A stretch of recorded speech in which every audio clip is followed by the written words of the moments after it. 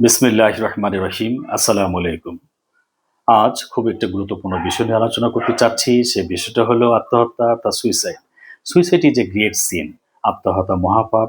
আত্মহত্যা খুবই ঘৃণিত কাজ। ইচ্ছাকৃতভাবে নিজের প্রাণকে বিসর্জন দিয়ে যিনি প্রাণকে হত্যা করছে তাকেই আত্মহত্যা বলা হয়ে থাকে। আত্মসমালোচনার সবচেয়ে বাজে উপায় হলো আত্মহত্যা অর্থাৎ সুইসাইড। আল্লাহ তাআলা বলেছেন, তোমরা আত্মহত্যা করো না, নিশ্চয়ই আল্লাহ তোমাদের উপর করুণাময়। সূরা নিসা আয়াত হলো 29। যে ব্যক্তি যা দ্বারা আত্মহত্যা করবে জাহান্নামে তাকে সেই জিনিসের দ্বারাই শাস্তি দেওয়া হবে। সহিহ বুখারী শরীফের হাদিস। এবং কোরআন হাদিসের আলোকে যতটুকু আমরা জানতে পারলাম, অর্থাৎ আত্মহত্যা মহাপাপ, নিন্দন এবং গর্হিত কাজ।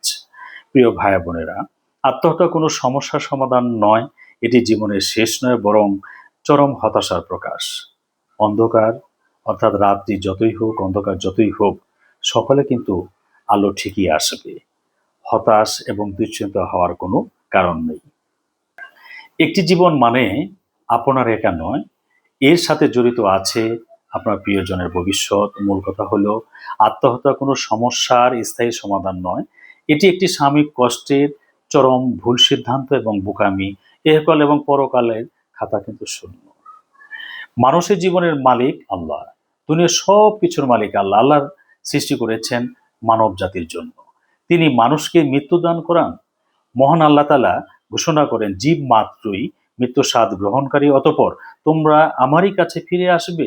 সূরা আন-কাবুত আয়াত হলো 57। আল্লাহ মানুষকে মরণশীল হিসেবে সৃষ্টি করেছেন, কিন্তু আত্মহত্যার ক্ষেত্রে বান্দা স্বাভাবিকভাবে মৃত্যুকে উপেক্ষা করে মৃত্যুকে যদি নিজের হাতে নিজেকেই যদি হত্যা করে ফেলে, তাহলে এটা মহাপাপ এবং গর্হিত কাজ। যারা ইসলামী আইন অনুযায়ী চলে, যারা অর্থাৎ ইসলামী আইন ও বিধানে আত্মহত্যাকে কিন্তু হারাম করা হয়েছে, এটা আমরা বিশ্বাস করি।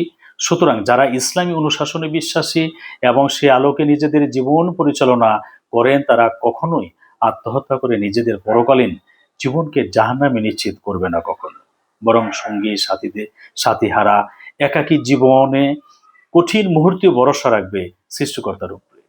বাংলাদেশের তথ্য অনুযায়ী এবং বিশ্ব স্বাস্থ্য সংস্থার তথ্য অনুযায়ী যতটুকু আমি জানতে পেরেছি, যে বাংলাদেশে প্রতি বছরে প্রায় 11 থেকে 13,000 মানুষ আত্মহত্যা করে, অর্থাৎ দৈনিক 30 থেকে 40 জনের মতো।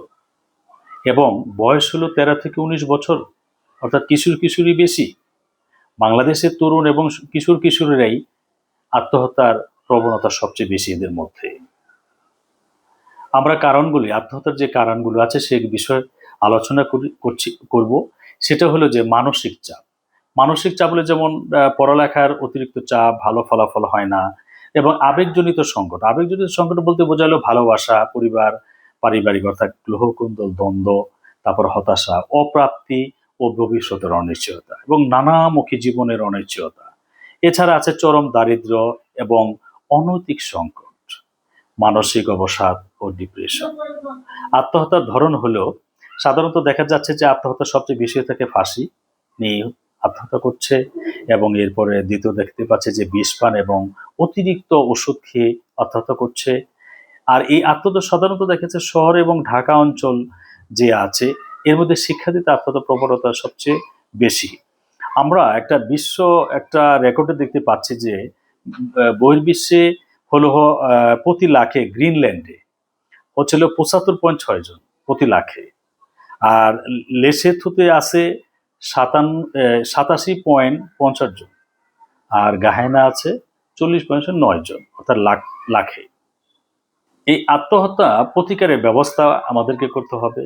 আত্মহত্যার চিন্তা রোধ করার প্রধান উপায়গুলো হলো, যেমন কাউকে জানানো, দুশ্চিন্তা হতাশার মধ্যে আছে, তাকে কি করতে হবে, বিশ্বস্ত যে বন্ধু আছে, পরিবারের সদস্য বা কোনো আপনজনকে আপনার অনুভূতির কথাগুলো খুলে বলবেন।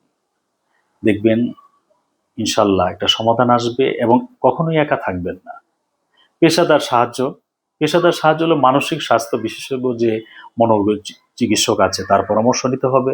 থেরাপি এবং সঠিক চিকিৎসা আত্মহত্যার চিন্তা দূর থেকে সাহায্য করবে। মনকে ব্যস্ত রাখুন সবসময়। যখন দুশ্চিন্তা হবে তখন মনকে ব্যস্ত রাখতে হবে। আপনি অজু করে 2 রাকাত নফল নামাজ পড়ুন, হাঁটাহাঁটি করুন, ব্যায়াম করুন এবং ধর্মের প্রতি আনুগত্য বাড়িয়ে দিন। এছাড়া নেতিবাচক যে পরিবেশ থেকে দূরে থাকতে হবে, যে সে বিষয়গুলো কি মাদক, অ্যালকোহল এগুলো সেবন করবেন না, অতিরিক্ত ধূমপান করবেন না, কারণ এগুলো আবেগকে আরো বাড়িয়ে দেয় এবং বিপদের ঝুঁকি বাড়ায়। আমরা সামাজিকভাবেও এটা প্রতিকারের ব্যবস্থা করতে পারি। সে সামাজিকভাবে কি যে মানসিক স্বাস্থ্য বিষয় নিয়ে আমরা খোলামেলা আলোচনা করব এবং পজিটিভ এবং সহায়ক পরিবেশ তৈরি করব, যা আত্মহত্যার প্রতিরোধের সহায়ক হবে, অর্থাৎ আত্মহত্যা প্রতিরোধ করা সম্ভব হবে বলে মনে করছি আমি।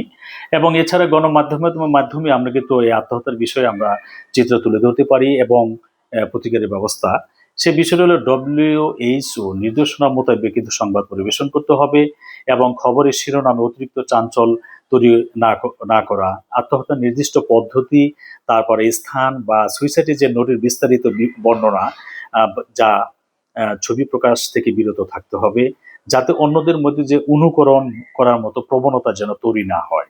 প্রতিটি খবরের শেষে বা সংবাদে আমরা যদি মানসিক স্বাস্থ্য বিশেষজ্ঞের পরামর্শ এবং সহায়তার উপায় স্পষ্টভাবে যুক্ত করা যেতে পারে।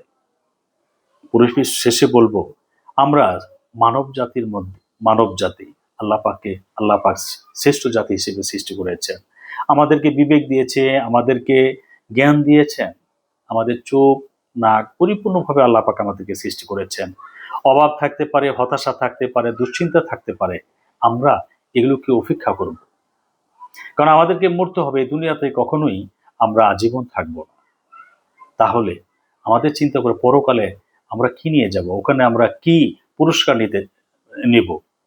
আর সবচেয়ে বড় বিষয় হলো যে পারিবারিকভাবে আমরা একে অপরের সহায়ক হব এবং খোঁজ খবর নিব, প্রতিবেশী আত্মীয় সকলের ভালো মন্দ সবকিছু জিজ্ঞাসা করব।